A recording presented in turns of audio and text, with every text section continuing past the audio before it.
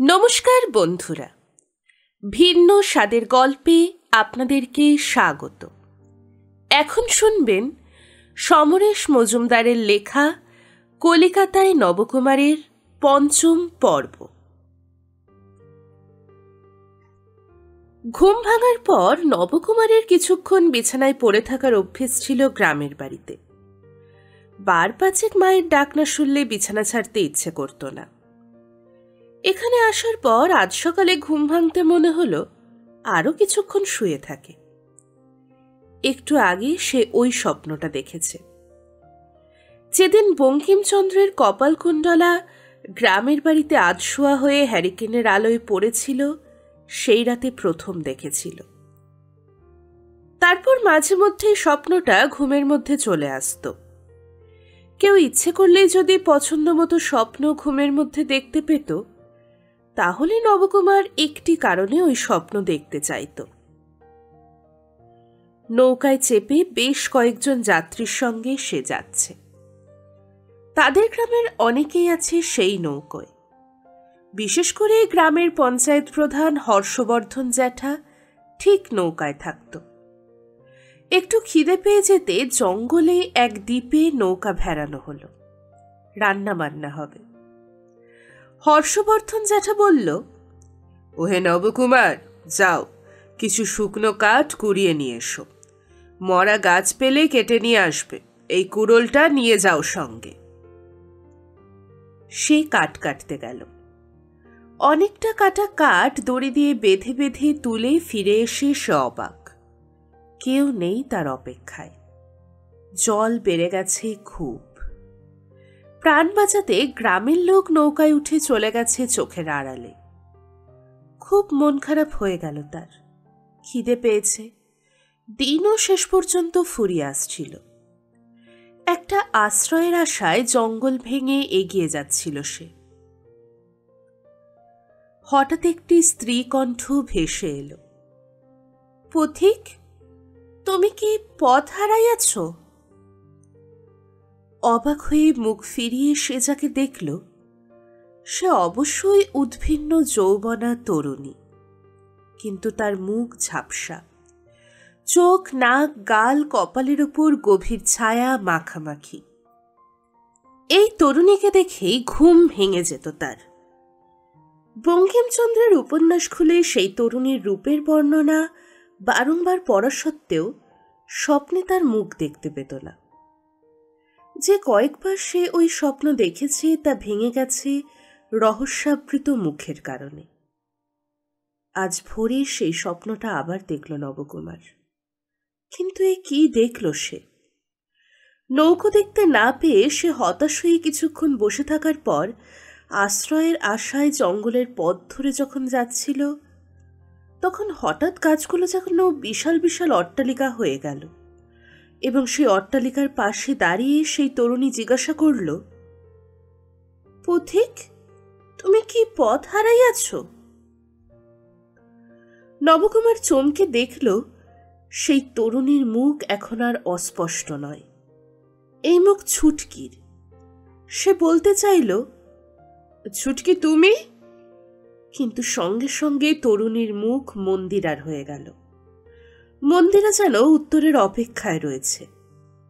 নবকুমার এক পা এগোতেই তরুণী মুখ নামালো। তারপর আবার যেই মুখ তুলল, তখন নবকুমার ইতিকে দেখতে পেল। ইতি তার দিকে এক দৃষ্টিতে তাকিয়ে আছে। আর তখনই ঘুম ভেঙে গেল। এই স্বপ্ন প্রথম যখন সে দেখেছিল, তখন ছুটকি, মন্দিরা বা ইতিকে সে দেখেনি। তখন গাছের জঙ্গল ছিল, এখন অট্টালিকার জঙ্গল। এটা কেমন করে হয়ে গেল? তাছাড়া ছুটকি এবং মন্দিরের সঙ্গে ইতি মিলে গেল কি করে? ইতি তো এই এলাকার বাসিন্দা, তাহলে ওদের মধ্যে কি কোনো মিল আছে? একটু ভাবতেই দরজায় শব্দ হলো। মুক্তোর গলা কানে এলো, এই বয়সে এত ঘুম? বয়সকালে কি হবে? ধর্মরিয়ে উঠে বসল নবকুমার। এখন কটা বাজে? এই ঘরে ঘড়ি নেই। শেফালি মা তাকে সকালে দেখা করতে বলেছিলেন। সে লাফিয়ে খাট থেকে নেমে পড়ল। এই সকালবেলায় বাথরুমে ঢুকে খেয়াল হলো নবকুমারের কাপড় কাচার সাবান কেনা হয়নি। এখানে আসার সময় যা যা এনেছিল তা একের পর এক পড়ে গেছে। এবার নোংরা জামা প্যান্ট না কাচলে নয়। অন্তর্বাসগুলো সে লুকিয়ে গায়ে মাখা সাবান দিয়ে কেচে নিয়েছে রোজ। তাই দিয়ে শার্ট প্যান্ট কাচলে মুক্ত ঠিক বুঝে যাবে। স্নান শেষ করে বের হতেই সে মুক্তকে দেখতে পেল। চুপচাপ ঘরের মাঝখানে দাঁড়িয়ে আছে। এ বাপের কি কাপড় জামার দোকান আছে? না। তাহলে ময়লা জামাগুলো কি ধুতে হবে না? বের করে দাও। মানে? হুকুম হয়েছে, ওগুলো ধুয়ে দিতে হবে। আমি আজ সাবান কিনে নিয়ে ধুয়ে নেব। কাল থেকে করলে খুশি হব, ওগুলো দাও। ময়লা জামা প্যান্টগুলো নিয়ে চলে যাবার সময় মুক্ত বলল, তোমার ও ঘরে যাওয়ার কথা শুনছিলাম, মনে নেই তোমার? এই যাচ্ছি। আচ্ছা, কাল রাত্রে তোমরা যখন ওই চামচিকেটার খোঁজে বেরিয়েছিলে তখন কি কিছু হয়েছিল? মাস্টারদা পুলিশদের গান শুনিয়ে ছাড় পেয়ে গিয়েছিল। ওহ, মায়ের কথা জিজ্ঞেস করছি। পুলিশের সঙ্গে কথা কাটাকাটি হয়েছিল। কেন? কে জানি, ফিরে আসার পর একটাও কথা বলেনি। রাতে ভালো করে ঘুমায়নি, একবার কাঁদতেও শুনেছি। সকালে শুধু একটাই কথা বলেছে, মুক্ত ছেলেটার জামা প্যান্টগুলো ধুয়ে দিবি। মুখ হাঁড়ি করে রেখেছে। যাই। মুক্ত চলে গেল। শেফালি মায়ের পরনে লাল পেরে সাদা শাড়ি, সাদা জামা, কাঁচা পাকা ভেজা চুল পিঠের ওপর ছাড়া। বয়সের কারণে শরীর ঈষৎ ভারী, কিন্তু লম্বা বলে সেটা তেমন দৃষ্টিকটু নয়। নবকুমার ঘরে ঢুকে তার মুখের দিকে তাকালো। কোনো প্রসাধন নেই। ভরার ধোয়া মুখে গাম্ভীর্য যেন বাসা বেঁধে আছে। শেফালি মা বললেন, বসো। নবকুমার বসল। সকালে কিছু খেয়েছ? ঘুম ভাঙতে একটু দেরি হয়ে গিয়েছিল। মুক্ত! একবার ডাকতেই মুক্ত দরজায় পৌঁছে গেল। ওকে চা জল খাবার তেসনি? কি করে দেব, এতক্ষণে তো ঘুম ভাঙলো। তাছাড়াও জল খাবার খায় না, একেবারে ভাত খেয়ে বেরিয়ে যা। আমাদের চা বিস্কুট দিয়ে যা, এখনই আনছি। শেফালি মা চেয়ারে বসলেন। নবকুমার, কাল থানায় যা হয়েছে তা তোমার কেমন লাগলো? বড়বাবু আর এসআই খুব ভালো, কিন্তু বলতে পারছো না কেন? ওই বাকিরা যারা আমাদের দেখে হাসাহাসি করছিল, যে জমাদারটা মুখ খুলেছিল, এরাই কিন্তু সংখ্যায় বেশি। রাস্তাঘাটে যেসব ভদ্র মানুষেরা ঘুরে বেড়ায় তাদের অনেকেই কিন্তু ওর মতো কথা বলে। কাল থেকে মনে হচ্ছে আমার সারা শরীরে নর্দমার জল চেপে বসে আছে, অনেক ধুলেও সেটা যাবে না। কিন্তু বড়বাবু তো লোকটাকে ডেকে ক্ষমা চাওয়ালেন। উনি ভদ্রলোকের মতো কাজ করেছেন।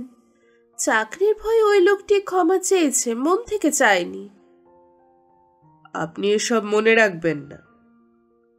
মনে রাখবো না? আমি যখন যাত্রায় এসেছিলাম তখন খুব কম ভদ্র পরিবারের মেয়েদের যাত্রায় দেখা যেত। শুধু যাত্রা কেন, সিনেমা থিয়েটারের প্রথম দিকে মেয়েদের ভূমিকায় অভিনয় করতো এই খারাপ পাড়ার মেয়েরা। যারা সফল হতো তারা এখান থেকে ভদ্রপাড়ায় চলে যেত। যাত্রাতেও তাই। আমি এলাম, লোকে ভাবলো ভদ্র শিক্ষিত মেয়ে। সেরকম বিজ্ঞাপনও দেওয়া হয়েছিল। যতদিন অভিনয় করেছি মাথা উঁচু করে থেকেছি। আমি যাকে আমার স্বামী ভেবেছি তিনি এখানে বাড়ি কিনেছিলেন সস্তায় পেয়েছিলেন বলে। প্রথমে আমি খুব আপত্তি করেছিলাম। চিতপুরে রিহার্সাল করতে আসতাম। আসা যাওয়ার পথে রাস্তায় দাঁড়ানো মেয়েদের দেখে খুব খারাপ লাগতো। কিন্তু উনি চলে যাওয়ার পরে রাজ্যের মানুষের অত্যাচারে যখন অস্থির হয়ে পড়লাম, তখন মনে হলো বাড়িটা যখন আমার নামে কেনা হয়েছে তখন আমিই তো এখানে থাকতে পারি। যে এখানে ঢুকবো আর বের হব না, বই পড়ে গান শুনে বাকি জীবন কাটিয়ে দেব। এখানে থাকলে কেউ আমাকে বিরক্ত করতে আসবে না, এলেও আমি দেখা করব না। কিন্তু কাল অবধি ভাবিনি এখানে থাকার জন্য কেউ আমাকে এখানকার মেয়েদের মতো অসম্মানের চোখে দেখবে। সারা জীবনে যা হয়নি এই বুড়ো বয়সে এসে তা শুনতে হলো। শেফালি মা কেঁদে ফেললেন। চুপ করে বসে থাকলো নবকুমার। শেফালি মা কান্না গিললেন।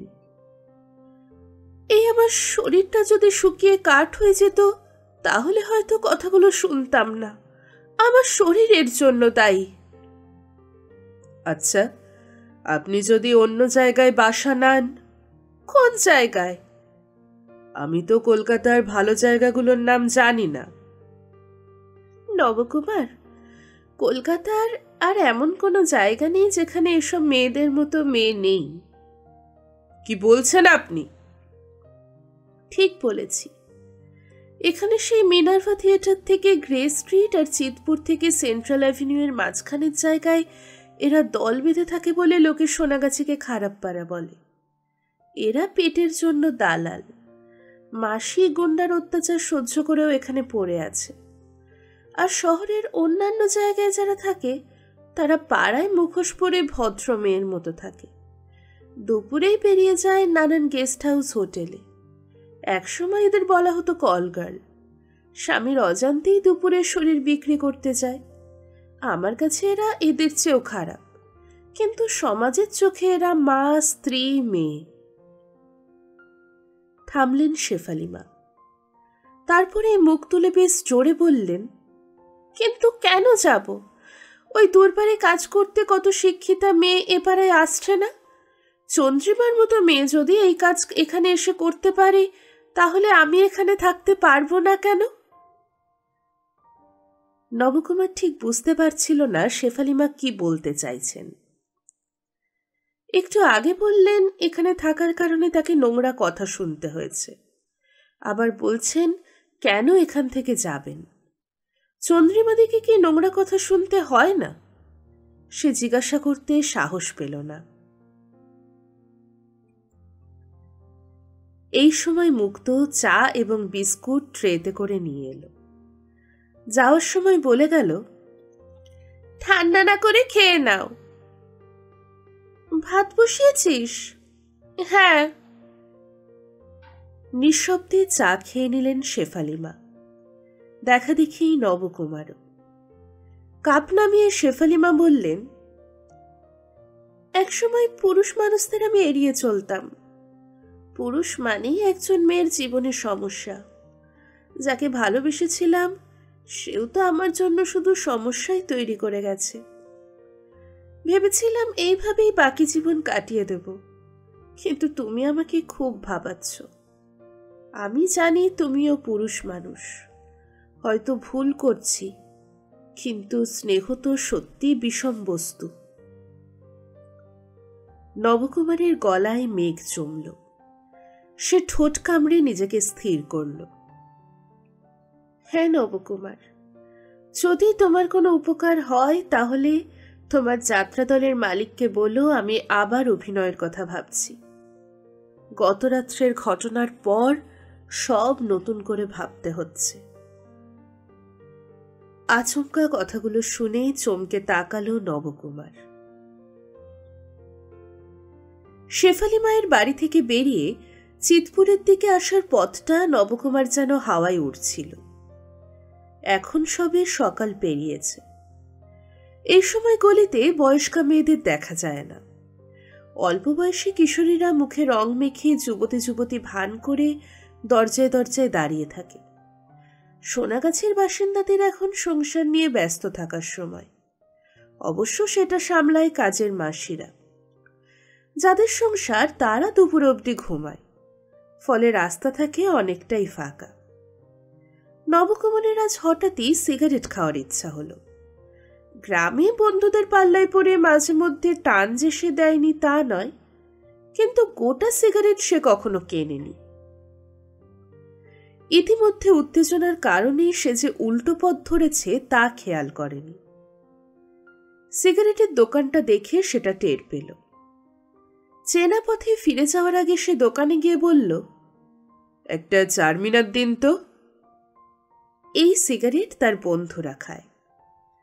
দোকানদার সিগারেট দিয়ে পয়সা নিয়ে বলল, এ দড়িতে আগুন। নারকলের দড়ির মুখে আগুন পাশের একটা পেরেক থেকে ঝুলছে। সেটা থেকে সিগারেট ধরিয়ে নিল নবকুমার। একটু কাশি হলো প্রথম টান দিতেই, তারপর চারপাশে তাকালো। গ্রামে সিগারেট খেতে হতো নির্জনে গিয়ে, এখানে তার দরকার নেই। কিন্তু সোনাগাছির প্রায় ভেতরে হলেও এই জায়গাটা আলাদা।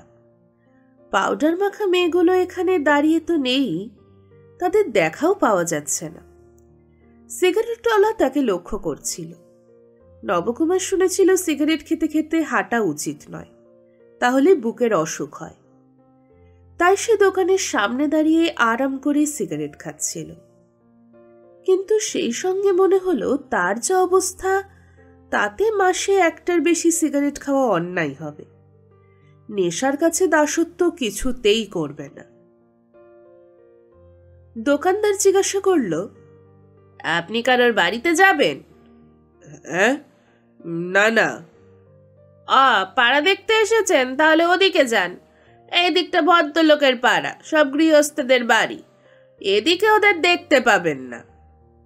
লোকটি হাসল। এই সময় একটা প্রাইভেট গাড়ি সামনে এসে দাঁড়ালো। ড্রাইভার নবকুমারকে জিজ্ঞাসা করল, আচ্ছা ভাই, রামকুমার চট্টোপাধ্যায়ের বাড়িটা কোথায়, কিভাবে যাব? সে কিছু বলার আগেই দোকানদার বিশদে বুঝিয়ে বলল লোকটাকে। থ্যাঙ্কস বলে গাড়িটা গলির মধ্যে ঢুকে গেল। দোকানদার নবকুমারকে জিজ্ঞাসা করল, রামকুমারের নাম শোনেননি? আমাদের পাড়ার গর্ব। বললাম না এটা ভদ্রলোকের পাড়া। ফিরে গেল নবকুমার। তার কেবলই মনে হচ্ছিল রামকুমার চট্টোপাধ্যায়ের নাম সে শুনেছে। কোথায় শুনেছে? চিতপুরের গদির সামনে পৌঁছে সে দাঁড়িয়ে গেল। গঞ্জের কলেজের বাৎসরিক অনুষ্ঠানে কলকাতা থেকে দুজন বিখ্যাত শিল্পী গিয়েছিলেন। পুরনো দিনের বাংলা গান গেয়ে মাতিয়ে দিয়েছেন যে ভদ্রলোক, তার চেহারা ছোটখাটো কিন্তু খুব ফর্সা, হাসি হাসি মুখ। সেই মানুষটার নাম ছিল রামকুমার চট্টোপাধ্যায়। কি কপাল! সে যে পাড়ায় আশ্রয় নিয়েছে তার কাছাকাছি অত বড় শিল্পী থাকেন। যদি তাকে প্রণাম করতে সে যায়, তাহলে তিনি কি ঢুকতে দেবেন না? মাস্টারদাকে জিজ্ঞাসা করতে হবে। এখনো গদিতে শিল্পীদের আসার সময় হয়নি। হলঘরের এক কোণে মাস্টারদা স্নান সেরে এসে চুল আঁচড়াচ্ছিল। আর চোখে তাকে দেখে বলল, বেশ আছো? মানে? একটা আস্ত ঘর পেয়েছ, ভালো মন্দ পেদাচ্ছ, অথচ যে কাজটা করতে বললাম সেই কাজটা। আরে এতে তো তোমারও লাভ হবে। নবকুমার হাসল, কিন্তু তার একটু মজা করতে ইচ্ছে হলো। কাল একটা কাণ্ড হয়েছে। বলে ফেলো। তোমাকে তো পুলিশ টেনে হিঁচড়ে ভ্যানে তুলল। তোমাকে কে কথা কে বলল? আমি তো জানলা দিয়ে দেখতে পেলাম। বাবা নবকুমার, আমি বলতে বাধ্য হচ্ছি, হয় তোমার চোখে নেবা হয়েছে, নয়তো কলকাতা কর্পোরেশনের জল পেটে পড়ায় গুল মারতে শুরু করে দিয়েছ। কলকাতার পুলিশ আমাকে টেনে হিঁচড়ে ভ্যানে তুলবে? আমি কি মরে গেছি? কিন্তু এখনো কিন্তু নেই। দয়া করে এই গপ্পটা হেদিয়ে বেরিও না। অবশ্য করলে আমার ক্ষতি হবে না, উল্টে লোকে তোমাকে মিথ্যেবাদী মনে করবে। সবে তো এখানে পা দিলে, এর মধ্যেই পাবলিকের কাছে মিথ্যেবাদী হয়ে যাবে। তাহলে কি আমি ভুল দেখলাম? এক ঘটনাটা ঠিক কি হয়েছিল শোনো। শেফালি মায়ের বাড়ি থেকে বেরিয়ে কয়েক পা যেতেই শুনলাম হাত কাটা ন্যাপা বোম চার্জ করেছে। ন্যাপা আমাকে খুব খাতির করে, যাত্রা দেখার পাশ দিই তো। আমি তাই এগোচ্ছিলাম, কিন্তু একজন পুলিশ বলল, দাদা দয়া করে যাবেন না। বললাম এদিক দিয়ে না গেলে আমাকে অনেকটা পথ বেশি হাঁটতে হবে। তখন আরেকজন অফিসার এগিয়ে এসে বলল, আপনি আমাদের ভ্যানে উঠে পড়ুন মাস্টারদা, আপনি যেখানে নামতে চান নামিয়ে দেব। উঠতে হলো। আমি তখনই বুঝেছিলাম ওই যে ভ্যানে উঠেছি এই নিয়ে ঠিক গেলে হবে। কলকাতার মানুষ দুটো গাড়িতে উঠতে ভয় পায়, এক হলো এই পুলিশের ভ্যান, আর দুই হলো মরা নিয়ে যাওয়ার গাড়ি। কি যেন বলছিলে, কি কাণ্ড হয়েছে? আমরা যে শুনলাম তুমি যাত্রার বিবেকের গান শুনিয়ে ভ্যান থেকে ছাড়া পেয়েছ। কে বললো, কে বলেছে এমন কথা? ওই ভ্যানে পুলিশ অন্য যাদের তুলেছিল তারা। বলবেই তো, হিংসে। এই কলকাতার লোকগুলোর বুকের অর্ধেকটা জুড়ে শুধু হিংসে। অফিসার বলল, মাস্টারদা অনেকদিন আপনার গান শুনিনি, প্লিজ শোনাবেন। তাই 2-4 লাইন শুনিয়ে দিলাম। শোনো নবকুমার, লোকে এখানে টুপি হাতে দাঁড়িয়ে আছে, দয়া করে মাথা নিচু করবি না, সঙ্গে সঙ্গে টুপি পরিয়ে দেবে। মাস্টারদা এগিয়ে গিয়ে চেয়ারে বসল। ওটা পরিচালক সুধাকান্তবাবুর চেয়ার। হাসি পেল নবকুমারের। মাস্টারদা যখন দূরত্ব বাড়ায় তখন তাকে তুমি বলে, কাছাকাছি হতে চাইলেই তুই। নবকুমার বলল, তোমাকে পুলিশ ভ্যানে তুলে নিয়ে গেছে শুনে শেফালি মা আমাকে আর কবিতাদিকে নিয়ে থানায় গিয়েছিলেন। চোখ বড় হয়ে গেল মাস্টারদার। তারপর হাত বাড়িয়ে নবকুমারের হাত চেপে ধরে বলল, এ কথা যেন এখানকার কেউ জানতে না পারে, তাহলে আমি মুখ দেখাতে পারবো না। তারপর সেখানে একটা পুলিশের সঙ্গে খুব ঝগড়া হলো শেফালি মায়ের। লোকটা খারাপ খারাপ কথা বলছিল। শেফালি মাও চুপ করে থাকেনি, কিন্তু বড়বাবু লোকটিকে বকাবকি করে ক্ষমা চাইয়েছেন। তারপর থেকে শেফালি মা খুব গম্ভীর হয়ে আছেন। তাই কবিতা দিটিকে? মহিলা দুর্বার সমিতির একজন নেত্রী। না, তো আমাকে ওখান থেকে না সরিয়ে আনলে ভোগে চলে যাবে।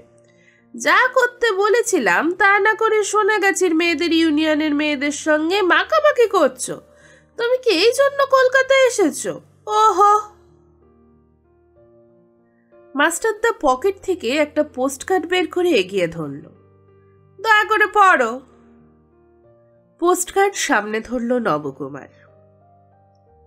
স্নেহের নবকুমার, শেষ পর্যন্ত তোমার পত্র পাওয়ার পর দুশ্চিন্তার কিছুটা অবসান হইল। তোমার মা তো অন্নজল প্রায় ত্যাগ করিতে ইচ্ছুক ছিলেন। যাহা হোক, তুমি কলকাতায় গিয়াই একটি চাকরি পাইয়াছ শুনিয়া তিনি আনন্দিত। তুমি ছাড়া আমাদের আর কেহ নাই। তোমার উপর ভরসা করিয়া বাঁচিয়া আছি। সামনের মাসে মাহিনা পাইলে মানি অর্ডার করিও। শরীরের যত্ন করিও। ইতি আশীর্বাদক, তোমার বাবা। মাস্টারদা বলল, এ কি প্যাথেটিক ডায়লগ, পড়লেই চোখে জল আসে। আর তুই নিজের উন্নতির কথা ভাবছিস না? Very bad. আমি শেফালি মায়ের সঙ্গে কথা বলেছি। কবে? আজ। উনি বলেছেন আমার যদি উপকার হয় তাহলে উনি আবার অভিনয় করার কথা ভাবতে পারেন। তুই এতক্ষণ বলিসনি কেন? চিৎকার করে উঠে কয়েক পা এগিয়েই থেমে গেল মাস্টারদা। নবকুমার, ঢপ মারছিস না তো ভাই? তার মানে? তোর মাতা। মাস্টারদা ছুটে বেরিয়ে গেল। অভিনেতা অনিলবাবু গদিতে ঢুকছিলেন। মাস্টারদার ছোটা দেখে জিজ্ঞাসা করলেন, কেসটা কি ভাই? ওরকম উচ্চিংড়ের মতো লাফিয়ে কোথায় গেল বিবেকবাবু? নবকুমার বুঝতে পারল না ঘটনাটা অনিলবাবুকে বলাটা ঠিক হবে কি না। সে হেসে মাথা নাড়ল। অনিলবাবু বললেন, বুঝতে পেরেছি, টয়লেটে দৌড়ালো।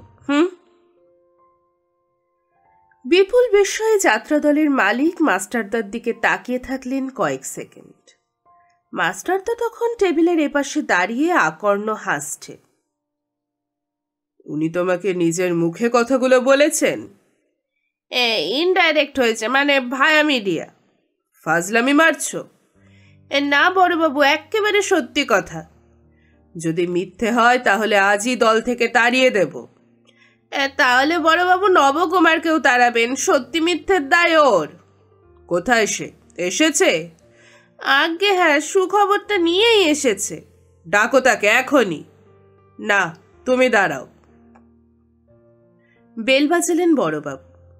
কাজের লোক ঢুকলে তাকে আদেশ দিলেন, নতুন প্রম্পটার বাবুকে এখনই এখানে আসতে বলো, আর আমি না বলা পর্যন্ত কাউকে ঘরে ঢুকতে দেবে না। লোকটি চলে গেলে বড়বাবু বললেন, আমার বিশ্বাস হচ্ছে না। নো, এটা তো প্রায় ইম্পসিবল হয়ে গেছিল। যদি তোমার কথা মিথ্যে হয় তাহলে? আমার কোনো দোষ নেই বড়বাবু, ও যা বলেছে তাই নিবেদন করেছি। তাহলে ঘরে ঢুকে মাতব্বরি করে বললে এমন ভঙ্গিতে যেন তুমি রাজি করিয়েছ? অন্যায় করেছি, ডায়লগ থ্রোয়িং এ ভুল করেছি। দরজা টেনে নবকুমার মুখ বাড়ালো। আসবো? বড়বাবু নিঃশব্দে মাথা নেড়ে আসতে বললেন। নবকুমার ঘরে ঢুকে দেখল মাস্টারদা হাত জোর করে দাঁড়িয়েছিল। সে ঘরে ঢোকায় হাত নামিয়ে নিল। তুমি কি ওকে কিছু বলেছ? মাথা নাড়ল নবকুমার। তার হঠাৎ ভয় ভয় করতে লাগলো। বড়বাবু যদি জিজ্ঞাসা করেন কখন থেকে শেফালিমা গম্ভীর হয়ে গিয়েছিলেন, তাহলে মাস্টারদার ভ্যানে ওঠার কথাও বলতে হবে, অথচ সেটা বলতে নিষেধ করেছে মাস্টারদা। কি ভাবছ? না, কিছু না। শেফালি মায়ের সঙ্গে আজ তোমার কথা হয়েছিল? হ্যাঁ। ঠিক কি কথা বলেছিলেন উনি? আমার যদি উপকার হয় তাহলে যাত্রায় আবার অভিনয় করার কথা উনি ভাবতে পারেন। তোমার কিসে উপকার হবে? উনি অভিনয় করলে আমাদের মাইনে বাড়বে। তা কথা নেই বার্তা নেই হঠাৎ এ কথা বললেন কেন? কাল রাত থেকে বোধহয় কিছু ভাবছিলেন, গম্ভীর হয়েছিলেন।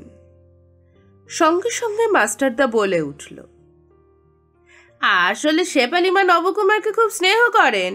কাল রাত্রে ওর মুখে প্রস্তাবটা শোনার পর গম্ভীর হয়ে গিয়েছিলেন। শেষ পর্যন্ত আর ফেলতে পারেননি বলে আজ সম্মতি দিয়েছেন। বড়বাবু মাথা নাড়লেন। মাস্টারদা যে তাকে কাল রাত্রে থানায় যাওয়ার ঘটনাটা বলতে দিতে চাইছে না তা বুঝতে পারল নবকুমার। তুমি কি আমার কথা ওকে বলেছ? বড়বাবু জিজ্ঞাসা করলেন। না। আমার নাম শুনলে আবার বেঁকে না বসে। আচ্ছা, ঠিক করে বলো তো, ভদ্রমহিলার চেহারাপত্তর এখন কেমন আছে? ভালো। আচ্ছা, ভালো মানেটা কি? বয়স তো হয়েছে, শরীর কি খুব ভেঙে গেছে? কুঁজো হয়ে গেছেন? চামড়া কি ঝুলে গিয়েছে? না না, একদম না। তাহলে ওকে কোন বয়সী মনে হয়? ঠাকুমা, দিদিমা না মা? মাও ঠিক না, বড়দির মতো। তাই? এখনো নিজেকে এত ফিট রেখেছেন ভদ্রমহিলা। গুড। শোনো, তুমি ওকে গিয়ে আমার কথা বলবে। যদি দেখো কোনো প্রতিক্রিয়া দেখাচ্ছেন না, তাহলে একটা অ্যাপয়েন্টমেন্ট ফিক্স করবে। বড়বাবু বলেই বাংলায় বোঝালেন, ওর সঙ্গে দেখা করার সময় ঠিক করবে, গদিতে না আসুন, অন্য যে কোনো জায়গায়। আর হ্যাঁ, কথাগুলো এই ঘরের বাইরে না যায়, কেউ যেন না জানে, বলে দিলাম। মাস্টার, তুমি বাইরে যাও। মাস্টারদা বেরিয়ে গেলে ড্রয়ার থেকে দুটো 100 টাকার নোট বের করে টেবিলে রাখলেন বড়বাবু। এই অবধি যা করেছ তার জন্য মিষ্টি খেতে দিলাম, বাকিটা হয়ে গেলে আরও পাবে। তুলে নাও, রিহার্সালের সময় হয়ে গেছে। রিহার্সালের পর সবাই চা খাচ্ছিল। নিজের কাজ বেশ ভালো হচ্ছে বুঝে গিয়েছিল নবকুমার, কিন্তু সেটা প্রকাশ করতে নেই বলে নিরীহ মুখ করে বসেছিল। অনিলবাবু সুধাকান্তকে জিজ্ঞাসা করল, সেকেন্ড পালাটা কবে ধরবেন? সুধাকান্ত বললেন, বড়বাবু যেদিন বলবেন। শুনলাম নারী প্রধান পালা আমার চরিত্র আছে তো? আপনি প্রবীণ শিল্পী, এই দলে আপনাকে বাদ দিয়ে কি পালা হবে? কথাটা শুনে নায়িকা স্বপ্না দত্ত বলল, নারী প্রধান? মানে সব সিনে থাকতে হবে নাকি? সর্বনাশ! সুধাকান্ত হাসলেন। তোমার সর্বনাশ হবে না স্বপ্না। গোর্কির মায়ের চরিত্র যেমন তোমাকে মানাবে না, এই চরিত্রটাও তাই। ও, আমি যেটা করব সেটা একদম ফালতু নয় তো? এত চিন্তা করছো কেন? এখনো তো কাস্টিং হয়নি। বড়বাবু যাকে যে চরিত্রে নিতে বলবেন তাকে আমি তাই জানিয়ে দেব। নিরুপমাদি বসেছিলেন নবকুমারের সামনে এক কোণে। মুখ ফিরিয়ে নিচু গলায় বললেন, আমার খাটনি বেড়ে গেল। কেন? মায়ের চরিত্রে এই দলে আমি ছাড়া আর কে করবে? ওই মা করে করে ভাই লোকে আমাকে বুড়ি বানিয়ে দেবে। হাসলেন মহিলা। একটু মোটাসোটা হলেও নিরুপমাদের ভাবভঙ্গিতে খুকিপনা আছে। চোখ ঘুরিয়ে যখন কথা বলেন তখন বয়সটা কমে যায়। দলের সবাই বাড়ি চলে যাচ্ছিল। সন্ধে হয়ে গেছে, কাল ছুটি। নিরুপমাদের জিজ্ঞেস করলেন, এই ছেলে কোথায় থাকো তুমি? কাছেই। আমি থাকি বাগবাজারে। গিরিশ ঘোষের মূর্তির সামনে গিয়ে বাদিকে যে গলি পাবে সেখানে ঢুকে আমার কথা বললেই লোকে বাড়িটা দেখিয়ে দেবে।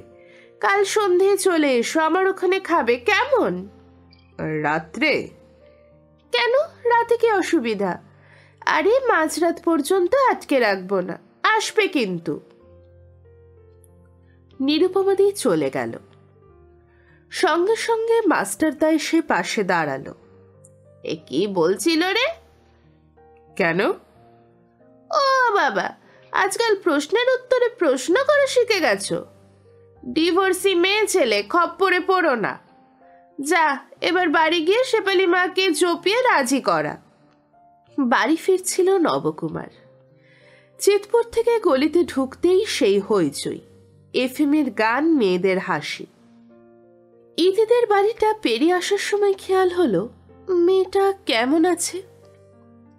সে বাড়ির দিকে না গিয়ে দূরবাড়ির অফিসে পৌঁছে গেল। একতলার ঘরেই চন্দ্রিমা দিয়ে কবিতা বসে কথা বলছিলেন। মেয়েদের অর্থনৈতিক স্বাধীনতা ছাড়া জাতির উন্নয়ন সম্ভব নয়, ইত্যাদি ইত্যাদি। নবকুমারকে দরজায় দেখে কবিতা মাথা নেড়ে ঘরে ঢুকতে বলল। নবকুমার ভিতরে ঢুকে দেখল আরো 3 জন যৌন কর্মী সেখানে বসে আছে। সে জিজ্ঞাসা করল, দুর্গা এখন কেমন আছে? আগের থেকে একটু ভালো, ও সেরে উঠতে সময় লাগবে। যদি কেউ ওকে দেখতে চায় তাহলে ট্রপিক্যালে গেলে দেখতে পাবে। ইতি? সারা শরীরে পক্স পেরিয়ে গেছে, ভালো হয়েছে, জ্বর কমেছে, দিন 15 তো থাকতেই হবে। দেখতে চাও? আজ থাক। নবকুমার ফিরে যাওয়ার জন্য ঘুরে দাঁড়াতেই চন্দ্রিমাদি বলল, শোনো, আমরা এই রবিবারের পরের রবিবারে একাডেমি অফ ফাইন আর্টসে একটা সেমিনার ডেকেছি। শহরের অনেক বিখ্যাত ব্যক্তি আসবেন। বিষয় হলো মেয়েদের অর্থনৈতিক স্বাধীনতা। যদি পারো তাহলে সকাল 11টায় ওখানে যেও। নবকুমার কিছু বলতে গিয়েও থেমে গেল, তারপর বেরিয়ে এলো। হাঁটতে হাঁটতে নবকুমার ভাবছিল, এখানে তো অনেক দিন হয়ে গেল, কিন্তু চিতপুর, সোনাগাছি আর বেলগাছিয়া ছাড়া কলিকাতার কিছুই দেখা হয়নি। স্কুলের পড়ার বইয়ে কলিকাতার দ্রষ্টব্য স্থানের নাম ছাপা ছিল। ভিক্টোরিয়া মেমোরিয়াল, গড়ের মাঠ, মনুমেন্ট, কালীঘাটের কালী মন্দির, হাওড়া ব্রিজ, দক্ষিণেশ্বরের মন্দির, বেলুর। এই যে চন্দ্রিমাদি বললেন একাডেমি অফ ফাইন আর্টসের কথা, এটাও কি দ্রষ্টব্য জায়গা? কাল সারাদিন ধরে এইসব জায়গায় বেড়াতে যেতে হবে। নবকুমার বাড়ির দরজায় পা দেওয়া মাত্র রাস্তায় বিকট শব্দ করে বোমা ফাটল। সঙ্গে সঙ্গে দাঁড়িয়ে থাকা মেয়ের দল দুদ্দার করে যে যার ঘরে সেধিয়ে গেল। মূল দরজা বন্ধ করে দেয়া হলো। বাইরের রাস্তায় তখন 2 গোষ্ঠীর মধ্যে অশ্রাব্য গালাগালের সঙ্গে বোমা বর্ষণ চলছে। নবকুমার সিঁড়ির দিকে এগোচ্ছিল। এমন সময় ওপাশ থেকে গলা ভেসে এলো, রাস্তায় পুলিশ দেখলে ভায়া? নবকুমার লোকটিকে চিনতে পারল। দুর্গার অসুস্থতার কথা শুনে মেয়েদের জেনিটাল হারপিস কি তা বুঝিয়েছিল। রোগা খাটো চেহারা, পরনে পাজামা পাঞ্জাবি। নবকুমার বলল, না। হয়ে গেল, কখন যে বাড়ি ফিরতে পারবো তা ঈশ্বরই জানেন। কি নাম ভায়া? নবকুমার। বাহ, বঙ্কিমি নাম। আমাকে সবাই দাদা বলে। এসো না আমার ঘরে, একটু গপ্প করা যাক। এসো। নবকুমার ওপরের দিকে তাকালো। এখনো খুব বেশি রাত হয়নি। মুক্ত খাবার দেয় 9:30টার সময়। এই লোকটি সম্পর্কে তার আগ্রহ হওয়ায় সে অনুসরণ করল। উল্টো দিকের একটা প্যাসেজ দিয়ে খানিকটা যেতেই আরেকটা সিঁড়ি। তার উপরে ছাই মাখা মেয়েরা বসে আছে। বেশ সমীহের সঙ্গে জায়গা করে দিল তারা। দোতলার একটা দরজার তালা খুলে দাদা আলো জ্বালালো। এসো ভায়া।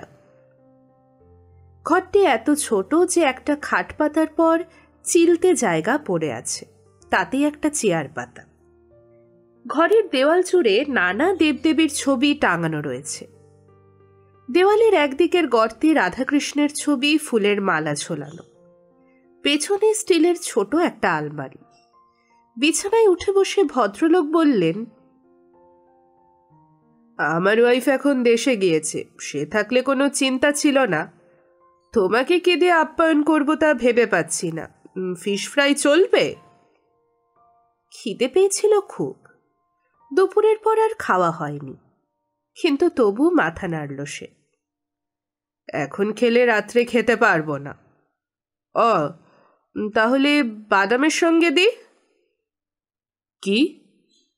আরে বাবা, মাল তো খাও, ভালো রাম আছে। না, কখনো খাইনি ওসব, খাবো না। ভালো, খুব ভালো। জলে নামবে, গা ভেজাবে না, হাঁসের মতো। নইলে যে ছেলেই সোনাগাছিতে রাত্রে থাকে সে মাল খায় না। গুড। আমি লিমিটেড, 2 পেগস এভরি ইভিনিং। 1977 থেকেই এক রুটিন। মরে গেলেও কেউ আমাকে 3rd পেগ খাওয়াতে পারবে না। আমার এক ওয়াইফের তো সেই জন্য খুব দুঃখ ছিল, মরে গেছে বেচারা। এই যে বললেন তিনি দেশে গিয়েছেন? ওহো, দেশে গিয়েছে আমার 5th ওয়াইফ, 5ম স্ত্রী। হো ভায়া, আমি তোমাকে স্ত্রী বলিনি, বলেছি ওয়াইফ। তাহলে পুরোটা শোনো।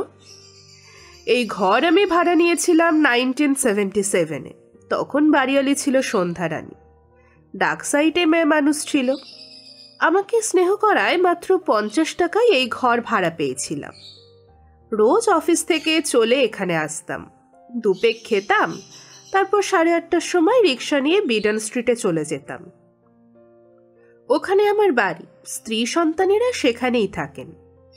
আমার স্ত্রী মদ খাওয়া অপছন্দ করেন, মদের গন্ধে বমি পায় ওর।